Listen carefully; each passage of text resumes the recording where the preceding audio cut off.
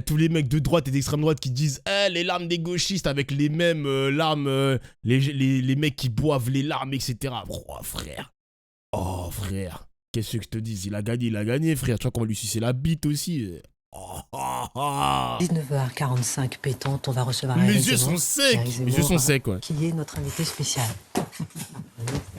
Installez-vous.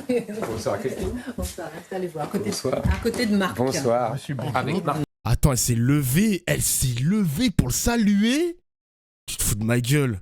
Mais ah non, mais t'es pas sérieux. Marc. C'était le bon temps. Ravi de vous recevoir. C'est ce pas soir, sérieux, Éric ouais. Zemmour. Oh là là là Merci là. de nous réserver votre réaction en exclusivité. Je rappelle que j'ai dû vous décrocher quand même d'une réunion ce soir à Dijon avec des maires qui, j'espère, regardent l'émission et vous pardonneront. Vous avez décalé à demain. Et j'espère que voilà, qu'ils ne nous en voudront pas, mais on voulait avoir votre réaction ce soir. Ça se 3 cache même plus, questions, les mecs. Éric Zemmour. D'abord, l'analyse de la campagne et de la victoire. D'abord, la campagne. Elle a été une campagne plutôt violente et brutale. Quel est votre regard sur la campagne et la victoire? Alors vous avez raison Christine, tous les observateurs ont noté qu'elle a été très dure, très violente, très brutale. Les invectives ont volé, les anathèmes, toutes les campagnes sont dures. Mais là, on a senti qu'il y avait deux Amériques, j'invente rien, qui en vérité n'avaient plus grand-chose en commun et qui même ne voulaient plus vivre ensemble. Une espèce d'ambiance de guerre civile froide qui changeait par rapport aux États-Unis. Pour vous donner une idée, moi, quand j'étais jeune, on nous apprenait que l'Amérique était un modèle de démocratie apaisée, qu'il y avait des lois qui étaient votées à la fois par les républicains et les démocrates. Vous voyez, on nous expliquait ça. Ça a complètement changé. Et tous les observateurs, tous les journalistes disent « Ah ben c'est Trump ». C'est Trump le coupable, c'est lui qui est violent, c'est lui qui est brutal, c'est lui qui insulte, etc. Je crois qu'ils se trompent. Ou plutôt, je crois qu'ils confondent les causes et les conséquences. C'est-à-dire que les causes de ce changement sont très profondes. On peut les lister assez vite. C'est depuis les années 60 un changement majeur des États-Unis comme de tout l'Occident. Et c'est la gauche qui l'a engagé. C'est la gauche qui a ouvert largement les États-Unis à une immigration venue du monde entier, ce qu'elle n'était pas auparavant, contrairement à ce qu'on raconte. C'est la gauche qui a pris la domination des universités et qui a détruit, en le méprisant, l'héritage culturel occidental. C'est la gauche qui, avec les juges, avec les médias, a imposé son idéologie et a criminalisé, je sais que Mathieu Bock-Côté en parle souvent, a criminalisé tous les gens qui s'opposaient à ce nouveau modèle, en les condamnant en justice, etc. Et c'est la gauche. Mais moi, je comprends pas un truc. Il dit c'est la faute de la gauche, mais depuis les années, depuis le XXe siècle, on avait des présidents américains, lui, les républicains, démocrates, républicains. Ensuite, il y a eu deux démocrates républicains, Eisenhower, démocrate, républicain, démocrate, républicain encore, Bill Clinton, démocrate, républicain, George Bush. Comment il peut dire ça? Il n'y a pas eu une flopée de candidats démocrates. Et puis les démocrates, les mecs, c'est pas vraiment des mecs de gauche. Hein.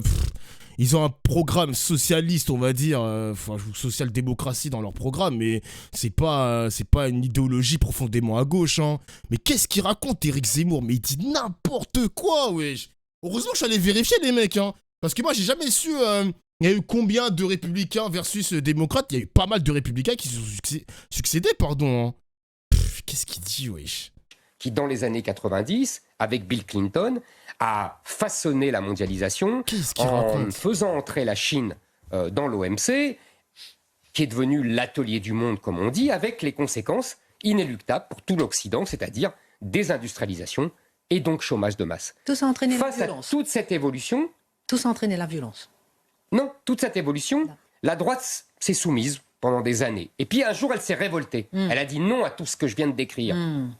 Cette droite aux États-Unis s'est appelée Trump. Alors évidemment, la gauche furieuse qu'on ose enfin lui résister a dit « mais c'est un fasciste, c'est un nazi ». C'est exactement ce qui s'est passé. Cette campagne a été étonnamment culturelle, au sens fort du terme. C'est-à-dire qu'on s'est battu sur des valeurs, sur des principes. Et là, on ne peut plus faire de concessions. C'est ce qui explique la dureté de cette campagne. Kamala Harris a quand même dit que son slogan, c'était « on ne revient pas en arrière ». Elle a fait campagne sur l'avortement. Les démocrates ont dit aux femmes américaines, trompez votre mari. Trompez votre mari politiquement. Ne lui dites pas que vous votez démocrate s'il veut voter républicain. Éric Zemmour, qui a gagné? Alors, Donald Trump qui a gagné? Non mais, ou bien, entendez bien ma question, pardonnez-moi, je reprécise. Je vous en prie. Est-ce que c'est Donald Trump qui a gagné, ou bien est-ce que c'est Kamala Harris qui a perdu? Hey. Je vous ai dit, Donald Trump, c'est le nom de la révolte contre ce qu'incarne Kamala Harris. Et donc, c'est évidemment la gauche qui a perdu. C'est la gauche qui a perdu dans cette bataille pour l'hégémonie culturelle. C'est la gauche, si vous voulez, Trump, il a incarné la révolte des peuples occidentaux, et en particulier du peuple américain, pour défendre son identité. C'est fondamental. Et on l'a bien vu dans tout cet affrontement terrible. Et c'est pour ça que la gauche est furieuse aujourd'hui. C'est pour ça qu'aujourd'hui, elle dit il faut rogner sur les libertés. Il faut bien comprendre que cette victoire de Trump est très symbolique d'une défaite majeure de la gauche. Le peuple américain n'a plus voulu s'en laisser compter. Dans un instant, on va voir les conséquences que vous tirez pour la France. Encore une question, j'en parlais tout à l'heure avec Mathieu Bocoté, le fait que Sa lecture, au début, on disait que les fou, atouts hein. de Kamala Harris, c'est d'être une femme et d'être noire. Aujourd'hui, on entend que justement, ce sont les causes de sa défaite. Quel regard portez-vous? Encore une fois, évidemment que la gauche a imposé depuis des années, c'est le fameux wokisme dont on parle souvent, la dictature des minorités sur la majorité américaine, en l'occurrence blanche, occidentale, d'origine européenne. Évidemment que si Kamala Harris avait gagné... Après, les mecs, faut savoir... Attendez, je vais écouter la fin de son tunnel. La gauche aurait dit... c'est parce qu'elle était une femme et c'est parce qu'elle était noire, etc. Et que les Américains ont reconnu que c'était beaucoup mieux, cette diversité, etc. Comme elle a perdu, évidemment qu'on va dire c'est parce que les Américains sont racistes, parce que les Américains sont misogynes, etc. Non, simplement, les Américains ne veulent pas devenir minoritaires dans leur pays. Les Américains ne veulent pas être dominés par une alliance des minorités qui prendrait le dessus sur la majorité du peuple américain. Le peuple américain veut rester américain. Même les latinos. Mais désolé, mais les latinos, les hispaniques, toutes les ethnies qu'il y a aux États-Unis, bah c'est des Américains, genre. C'est des Américains, je comprends pas. Qu'est-ce qu'il raconte, gros? Genre pour lui, il y a une race américaine. Il y a une race américaine. Alors qu'ils sont tous derrière le même drapeau, celui des États-Unis. Bon, là où je suis à moitié d'accord, je suis pas totalement d'accord, mais en fait, l'élection américaine a prouvé une chose, les mecs, c'est que, parce qu'en plus, il a gagné le vote populaire, hein, Donald Trump, il a pas gagné que les grands électeurs, il a gagné le vote populaire. Ça montre une Amérique qui a aussi... Alors, les gars, je vais vous le dire d'une manière brutale, je suis désolé le chat, hein, mais je pense que ça ne marche plus le wokisme aux États-Unis. Et j'ai l'impression que les citoyens américains en avaient marre du wokisme. Je le dis de manière brute, les mecs, je le dis de manière brute, les Américains ont eu marre du wokisme et l'ont traduit par le vote de Donald Trump. Quand je dis ça, je parle de la perception du côté extrémiste du woke, du mouvement woke, dans le sens où il est trop polarisant, il est trop oppressif, la cancel culture, les Américains en avaient marre, genre littéralement le délire, je vous dis la vérité les mecs, hein, la justice qui a condamné certains réalisateurs parce qu'ils ont fait des dingueries, etc. Tant mieux, moi je le dis, tant mieux. Mais l'Amérique, les Américains, une partie, enfin les pro-Trump, en avaient marre de ce type de cancel culture trop agressif, trop oppressif. Et surtout l'image, voilà, l'image même du wokisme à travers par exemple les films Netflix où il y a le gay, le noir, l'arabe, etc. Le couple lesbien, le couple gay, etc. Le couple métissé et tout. Les Américains en avaient marre de cette image véhiculée de l'extrême wokisme. Je sais pas si vous voyez un peu ce que je veux dire les mecs. Je peux le traduire par ma lecture par rapport au vote. Si les Américains ont voté Trump, c'est qu'ils en avaient marre du wokisme. En tout cas, cette forme de wokisme, ce wokisme made in Amérique, made in USA, les pro-Trump, on en avait marre. Ils en avaient marre, genre, de ça. Ils en avaient marre. Et moi, je le vois comme ça, les mecs. Hein. Moi, je le traduis comme ça. Genre, pour eux, c'est une sorte de saturation médiatique. Genre, à chaque fois, peut-être que l'Américain moyen, quand il allume sa télé, il voit systématiquement une tentative de cancel culture sur quelqu'un. À juste titre peut-être, mais il y a peut-être une saturation médiatique aussi à travers les films, à travers les séries, à travers Netflix pardon, etc. Même Disney, surtout Disney qui incarne justement ce grand mouvement woke. L'américain moyen il se dit, ben nique sa mère le wokisme, j'en ai marre du wokisme, mais je vote autre chose que pour me débarrasser du wokisme. Moi je le vois comme ça. Je le vois comme ça les mecs. Désolé si je me trompe, mais je le vois comme ça. C'est quoi le wokisme? Le wokisme, les mecs, faut le voir comme la justice sociale, l'égalité raciale, l'égalité entre toutes les races, etc. Genre, et même l'égalité au niveau des sexes, et même intersexes et tout. Genre, même les trans, LGBTQ, etc., etc. Voilà. Tu votes Trump parce que t'en as marre des renards sur Netflix. Donc le tunnel que je viens de dire, t'as retenu que ça de ce que je viens de dire en fait.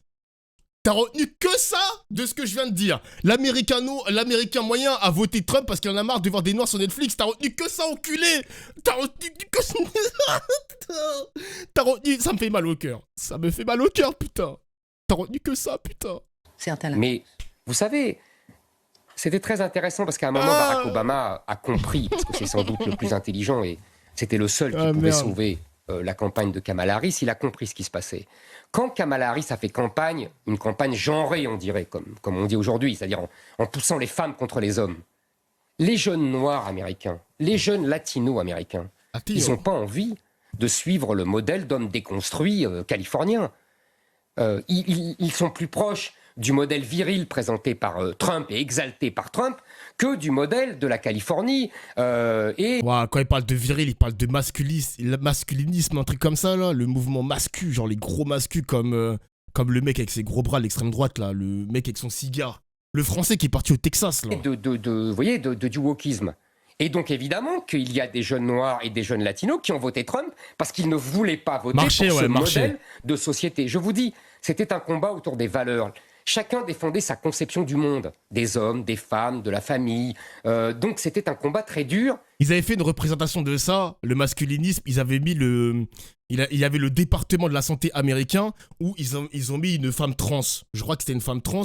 Ils ont dit, ils ont mis la date de 2020, donc durant le mandat de Biden, et ils ont mis département de la santé 2024 avec un mec bien musclé, bien Thibaut InShape. Ah, c'est dinguerie, les Américains sont fous quand même. Hein. C'est vraiment le pays du divertissement, gros.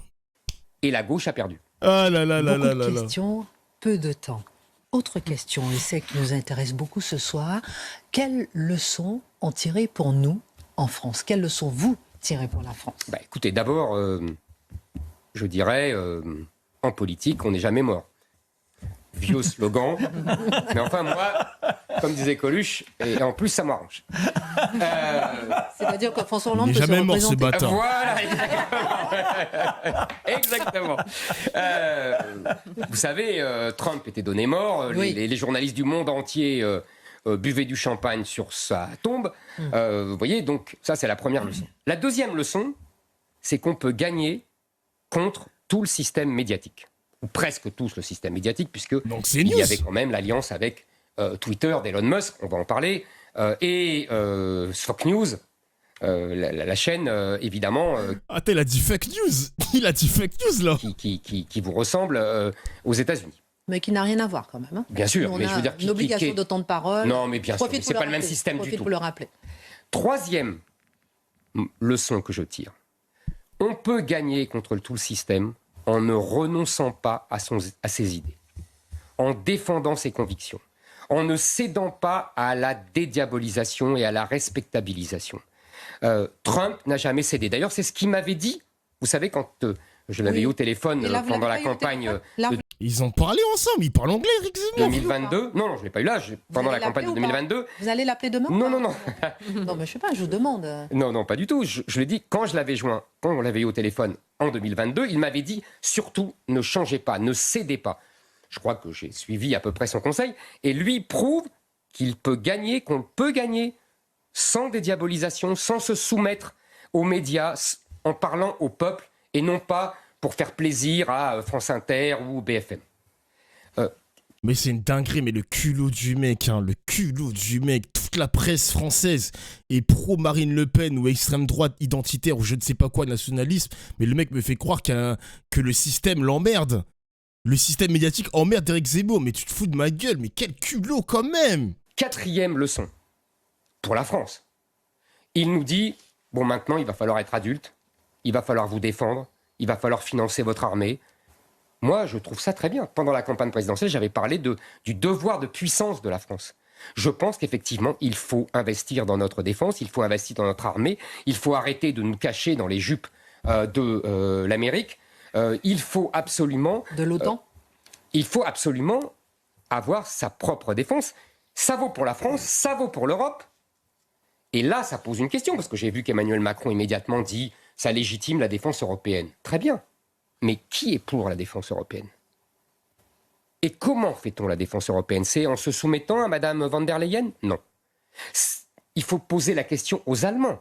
Parce que vous comprenez, les Allemands, ils ont choisi une stratégie qui était très bien dans la mondialisation d'avant. Ils étaient soumis militairement aux Américains, ils étaient dépendants du gaz russe, qui n'était pas cher, et ils étaient dépendants des exportations en Chine. Tout ce modèle s'écroule. Et maintenant, Trump va leur dire, là, il va falloir financer votre armée. Moi, je dis, c'est le moment où jamais, pour la France, nous sommes la seule armée qui tient. Qui tiennent pas beaucoup, parce que nous avons une armée échantillonnaire, mais au moins, on a une armée. Les autres pays européens non plus. Donc, c'est le moment, pour la France, de dire, nous allons investir dans notre armée et nous allons assurer la protection de l'Europe. En vérité, vous savez que j'aime les références historiques et les querelles historiques. Trump donne raison 50 ans plus tard au général de Gaulle. Le général de Gaulle, en 1963, avait traité avec le chancelier de l'époque allemand, Adenauer, et il lui avait dit « Nous sommes ensemble et la bombe atomique française protégera l'Allemagne et l'armée française protégera l'Allemagne. » Les Allemands ont refusé.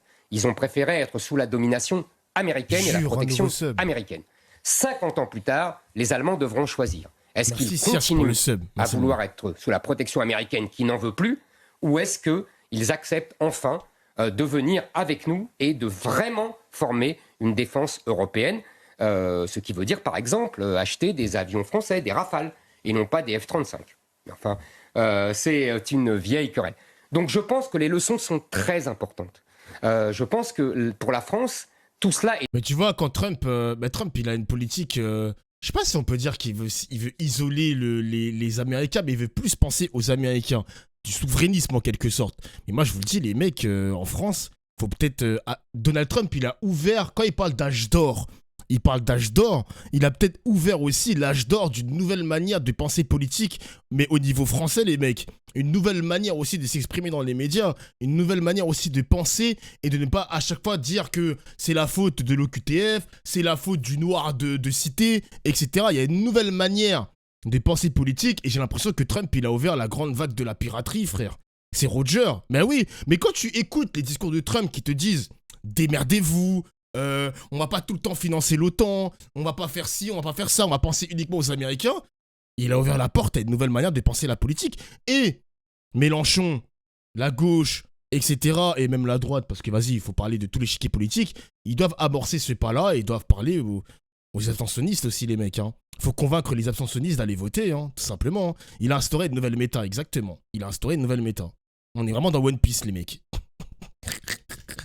Et très important d'ailleurs, vous avez remarqué que c'est pour cela que nous avons, nous, à Reconquête, soutenu cette campagne de Trump. Nous sommes favorables à ce que la France prenne ses responsabilités. Alors pour vous, c'est un boulevard pour Reconquête ? Je vous pose la question directement. La méta orange, mec. Il n'y a pas de mec. boulevard, mais simplement, vous savez que Sarah Knafo était aux États-Unis, qu'elle a noué des contacts avec les équipes de Trump, que cet été, elle a participé à un colloque du Claremont Institute, à toute vous savez, le Claremont Institute, c'est de centre de réflexion d'où est sorti le vice-président James Vance. Et donc, si vous voulez, nous sommes très proches des équipes de Trump. Et tout simplement, pas parce que nous sommes comme Trump, vous voyez, on a des différences, ils sont américains, nous sommes français, nous ne voulons pas nous soumettre aux États-Unis. Au contraire d'ailleurs, puisque justement Trump nous pousse à l'indépendance, c'est le grand paradoxe. Mais je pense qu'il y a là un espoir, effectivement, pour la France. Un espoir pour la France. Pour la France. Il y a un espoir pour Reconquête, on l'a compris. Vous avez beaucoup parlé de défense. Dans Face à l'info, on va recevoir bientôt le ministre de la Défense. On lui posera toutes ces questions. Dernière question, Éric Zemmour.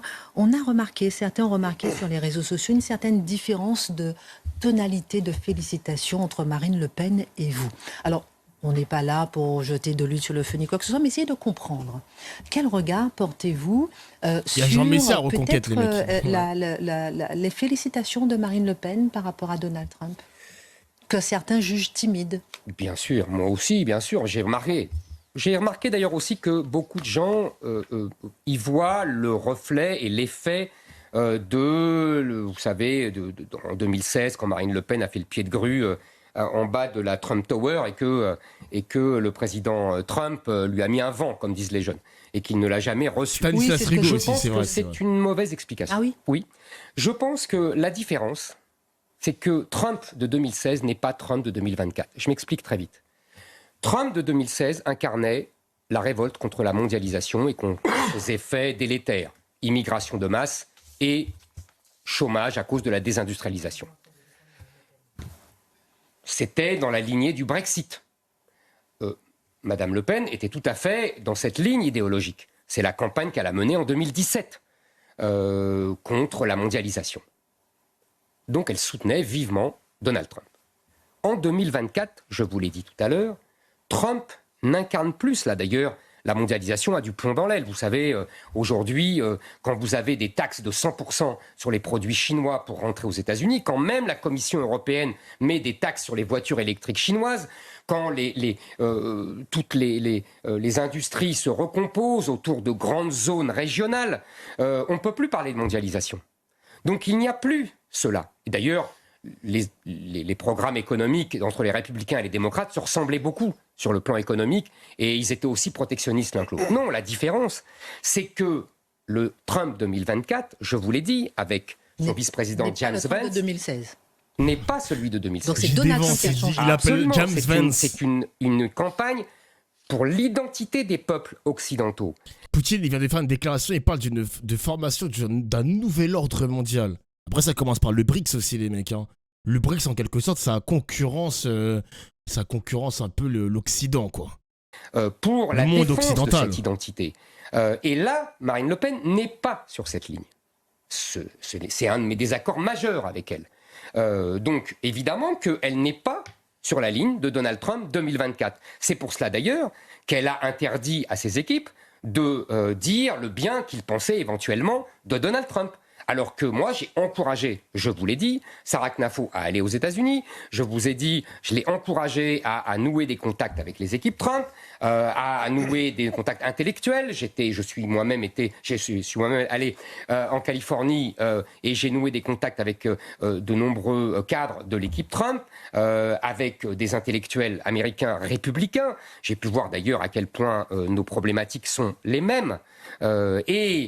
Si vous voulez, ça n'a rien à voir. Nous sommes sur deux lignes différentes, deux lignes qui sont opposées. Intellectuellement racistes. C'est ce que vous dites. Bon, vous faites partie de la droite nationale, mais ce qui est intéressant, c'est de voir que Donald Trump a changé sur la mondialisation en 2016 et aujourd'hui sur l'identité. Vous savez, c'est la mondialisation aussi qui a changé. C'est tout le tout qui a changé. Donc nous ne sommes plus en 2016. Marine Le Pen, elle, a gardé sa ligne de 2016. Moi, je pense que nous devons absolument avoir une défense de l'identité, de la culture des peuples occidentaux, qu'ils soient américains ou français. Une question pour Mathieu Bocoté. Alors, la campagne de Donald Trump, je l'évoquais en première partie, se fait dans un tout autre contexte que le contexte européen. J'entends le contexte des libertés publiques. Aux États-Unis, on ne risque pas de se retrouver devant les tribunaux à répétition lorsqu'on décide de critiquer les idéologies dominantes. C'est plutôt le mauvais sort qui vous est réservé souvent. Vous êtes un habitué de la 17e chambre. Est-ce que, selon vous, il est possible en France de mener une campagne décomplexée vu le dispositif juridique, le dispositif de persécution de la parole publique qui existe non seulement en France, je dirais en Europe occidentale aujourd'hui? Vous avez tout à fait raison, mais vous savez deux choses. La première, c'est qu'aux États-Unis aussi, il y a des tendances et des tentations de réduire cette liberté de parole. Elle était au cœur de la campagne démocrate. Absolument. Et vous savez évidemment qu'ils veulent limiter le fameux article 1 de la Constitution qui garantit la liberté d'expression. Deuxièmement, en France, oui, je crois l'avoir montré, il est possible de mener une campagne libre et décomplexée. Mais il faut effectivement se battre, il faut se débarrasser de ces législations liberticides. Vous avez vu que ce n'est pas un hasard. Oui. Si Elon Musk a fait campagne auprès de Donald Trump et que, par ailleurs, à la tête de Twitter, il est en conflit avec les autorités européennes au sujet de la régulation des réseaux sociaux. Ce n'est pas un hasard. Il y a un combat pour la liberté d'expression qui est mené aujourd'hui. La gauche veut censurer la liberté d'expression. Elle ne veut pas que l'on parle au peuple librement. Et aujourd'hui, cette victoire de Donald Trump est une bouffée d'oxygène pour les gens qui, comme moi, se battent pour cette liberté et pour la maintenir. Et ce n'est pas facile, vous avez tout à fait raison, je suis régulièrement attaqué, convoqué, voire condamné par la 17e chambre. Donc ce n'est pas simple. Mais vous savez, je pense qu'il y a une grande tradition historique entre la France et les États-Unis.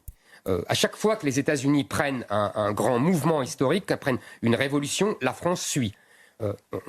On a eu la déclaration d'indépendance de 1776, nous avons fait la révolution de 89. Il y a eu Reagan en 80, même le gouvernement socialiste français a dû se convertir à un certain libéralisme.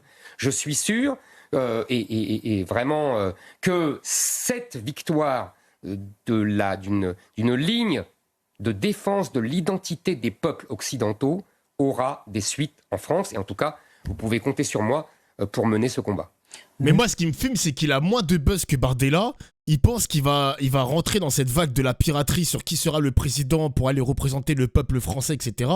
Il est en total désaccord avec Marine Le Pen, mais il croit que c'est lui qui va avoir la couronne. Il croit que ce sera lui le roi de ce monde, genre. Enfin, le roi de la France, en tout cas. Frérot, t'as plus de buzz, Éric Zemmour. T'as plus de buzz. Il zigzague tellement, ce clown, exactement, wesh.